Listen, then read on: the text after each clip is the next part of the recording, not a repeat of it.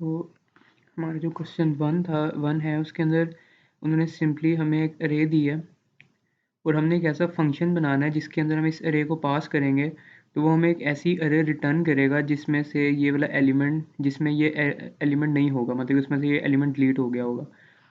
तो ये मैंने एक डायनामिक अरे बनाई है 12 साइज़ की, उसमें मैंने सारे एलिमेंट्स पुट करवा दिए हैं। ठीक है, तो पहले हम अपना जो फंक्शन है वो बना लेते हैं। पहले हम फंक्शन के बारे में ये हमें पता करना पड़ेगा कि फंक्शन की टाइप किस तरह की होती हैं। फॉर एग्जांपल अगर वॉइड टाइप का है तो ये वॉइड टाइप का जो फंक्शन होता है ये कुछ भी रिटर्न नहीं करता है, सिर्फ ये फंक्शनैलिटी परफॉर्म करने के लिए होता है, रिटर्न हमें कुछ भी नहीं करता। ठीक है, उसके बाद होते हैं हमारे इंटीजर। अब अगर इनके ये इंटीजर है, फॉर एग्जाम्पल मैंने एक फंक्शन बनाया इंटीजर, कुछ भी रख लेते हैं हम फंक्शन। ठीक है, ये फंक्शन क्या करेगा कि ये फंक्शन जो है ना ये एक इंटीजर को रिटर्न करेगा। इसी तरह अगर यहाँ पे करेक्टर हो जाता है तो ये करेक्टर को रिटर्न करेगा, फ्लोट हो जाता है, बूल हो जाता है, कुछ भी हो जाता है तो वो अपने अपने कॉरेस्पॉन्डिंग जो भी इसका रिटर्न टाइप होगी ना वो रिटर्न करेगा। ठीक है, अब हमने यहाँ से ना एक अरे रिटर्न करनी है। अरे इंटीजर करेंगे तो वो खाली एक इंटीजर जाएगा, हमने एक अरे रिटर्न करनी है। तो पॉइंटर्स का मेरे ख्याल से आप लोगों ने पढ़ लिया होगा कि पॉइंटर्स क्या होते हैं। पॉइंटर्स बेसिकली हीप के अंदर जो हमारी मेमोरी बनती है, न्यू न्यू ये जो मैंने ये न्यू बनाया ना, ये मेरी पूरी जो अरे है ना ये हीप के अंदर बनी है। और ये ARR एक पॉइंटर है जो इस मेमोरी को पॉइंट कर रहा है कि ये हीप के अंदर एक ये मेमोरी है, तो इसको ये पॉइंट कर रहा है ARR। ठीक है, तो इसी तरह पॉइंटर्स के भी फंक्शन होते हैं। तो हम एक इंटीजर स्टैरिक का फंक्शन बनाएंगे। ठीक है, इसका मतलब है कि ये जो फंक्शन है ये एक इंटीजर टाइप का पॉइंटर रिटर्न करेगा। ठीक हो गया, उसके बाद हमने हमने डिलीट के नाम का फंक्शन बनाना है। उसके अंदर सबसे पहली हमारी क्या होगी कि हमें एक पॉइंटर आएगा इंटीजर टाइप का, क्योंकि ये एक अरे जो है ये पॉइंटर है, तो हमने एक पॉइंटर पास करना है। उसके बाद एक इंटीजर साइज आएगा और एक इंटीजर एलिमेंट आएगा जो सा हमने डिलीट करवाना है। ठीक हो गया, अब हम इस फंक्शन के अंदर आते हैं। इस फंक्शन के अंदर हमने क्या करना है कि हमने इस अरे में से हमने कोई भी एलिमेंट, फॉर एग्जांपल हमने 120 डिलीट करवाना है। तो अगर अभी ये 12 की अरे है, इसमें से हम एक एलिमेंट डिलीट कर देंगे तो वो हमारी 11 की अरे बन जाएगी। इसका मतलब कि साइज -1 टाइप की अरे बन जाएगी। तो हम एक एक नई अरे बनाएंगे इंटीजर स्टैरिक टेम्प के नाम से, जिसका साइज होगा साइज -1। ठीक हो गया, उसके बाद हमने इस टेम्प के अंदर सारी वैल्यूज इसकी पुट करवानी है सिवाय इसके। ठीक हो गया, तो हम एक फॉर का लूप चलाएंगे, for integer i is equal to 0, i is less than size and i plus plus. इसमें हम सिंपली क्या कहेंगे कि अगर array i is not equals to element, क्योंकि एलिमेंट के अंदर हमारा वो वाला नंबर पड़ा हुआ है जो सा हमने डिलीट करवाना है, एलिमेंट, स्पेलिंग सही लिखे हैं। ठीक हो गया, उसमें हम कहेंगे कि अगर array i is not equal to element के, अरे आई के जो एलिमेंट जो हमने ये नंबर दिया है अगर वो उसके इक्वल नहीं आता, फॉर एग्जाम्पल हमने 120 किया है तो 120 इज़ नॉट इक्वल टू 1 नहीं है, तो 1 को टेम्प की अरे के अंदर पुट करवा दे। तो हम क्या कहेंगे कि टेम्प, अब हम आई तो कह नहीं सकते क्योंकि इसने एक एलिमेंट को स्किप भी करना है। ये जो 120 का एलिमेंट होगा इसको हमने नहीं पुट करवाना, तो इसके लिए हम एक रहता हम इंटीजर बनाएंगे, integer h is equal to 0 और इसमें हम कहेंगे h plus plus is equals to array आई।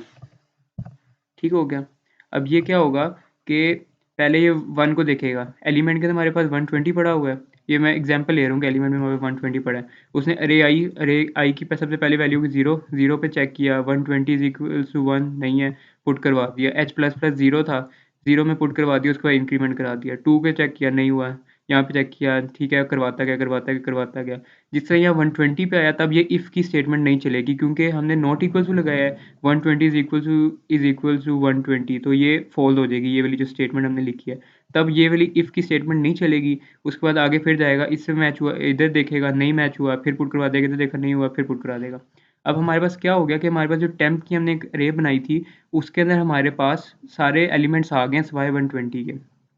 तो टेम्प जो है ये एक पॉइंटर है, ठीक है, एक इंटीजर टाइप का पॉइंटर है, तो हम सिंपली कह देंगे रिटर्न टेम्प।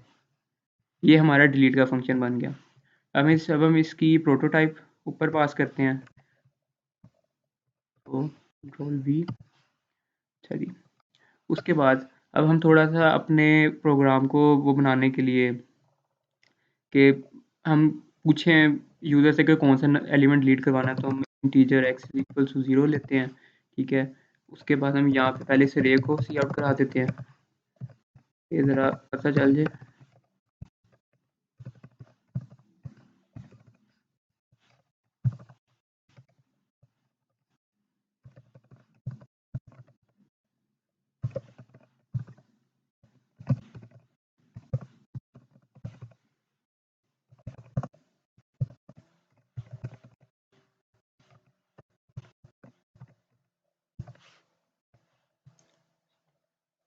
अच्छा जी, अब दूसरा काम क्या होना है कि हमने इस फंक्शन से हमने वैल्यूज़ लेनी है। तो ये फंक्शन हमारा क्या कर रहा है कि एक पॉइंटर टाइप रिटर्न कर रहा है। तो जब कोई चीज़ रिटर्न करता है ना फंक्शन, तो उसको गेट करने के लिए भी हमें उसी टाइप का वेरिएबल चाहिए होता है। फॉर एग्जांपल जब ये पॉइंटर रिटर्न कर रहा है ना, तो हमें एक इंटीजर टाइप का पॉइंटर चाहिए होगा जिसके अंदर हम इसकी वैल्यू को स्टोर कराएँगे। तो हम एक पॉइंटर बनाएँगे, फॉर एग्जांपल मैं आंसर के नाम से बना लेता हूँ। ठीक हो गया? अब हम क्या कहेंगे कि answer is equal to delete का फंक्शन कॉल करेंगे। उसमें हम सब पहला पैरामीटर हमारा अरे का अरे ARR पास की, साइज हमारे पास है 12, जो हमने एलिमेंट पास करना है वो हमारा पड़ा हुआ है ये एक्स के अंदर, तो हम यहाँ पे एक्स लिख देंगे सिंपली। अब क्या होगा कि जो पॉइंटर ये यहाँ से रिटर्न करेगा वो इस आंसर के अंदर आ जाएगा। मतलब कि इसकी इस टेम्प का जो था स्टार्टिंग इंडेक्स था ना जिसको ये पॉइंट कर रहा था, वो जब स्टार्टिंग इंडेक्स का जो एड्रेस होगा ना वो इस आंसर के अंदर आ जाएगा। मतलब कि अब ये आंसर भी ना इसी को उसी अरे को पॉइंट कर रहा है जिसको ये टेम्प कर रहा था। ठीक हो गया? उसके बाद अब हमने करना है, अब थोड़ा सा प्रोग्राम को अच्छा करने के लिए हम कर देते हैं cout after deleting x, after deleting x the array is l, और उसके बाद सिंपली हम यहाँ पे 0 i less than 11 i plus plus, ये 11 मैंने इसलिए किया क्योंकि जब ये 12 साइज़ की थी इसमें से एक एलिमेंट डिलीट हो गया तो अब ये 11 साइज़ की रह गई है। तो अब हम यहाँ पे सिंपली सी आउट करा देंगे आंसर, क्योंकि आंसर पॉइंट कर रहा है इस एरे को, सिंपली हम इसको करा दें आंसर।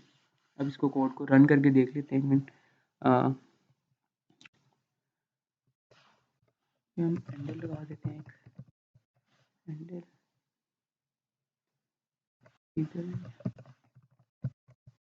ठीक हो गया, अब इसको हम रन करके देख लेते हैं। ये देखें, पहले हमारा प्रोग्राम पूरी अरे दिखा रहा है कि ये अरे इसमें से कौन सा नंबर डिलीट करना है। फॉर एग्जांपल हम कहते हैं जी हमें 110 डिलीट करना है, 110 लिखा, एंटर दबाया, आफ्टर डिलीटिंग 110 द अरे इज, उससे सारे एलिमेंट्स पुट करा दिए हैं। ठीक है, लेकिन 110 नहीं है, इस अरे में 110 नहीं है। इसका मतलब हमारा कोड सही चल रहा है।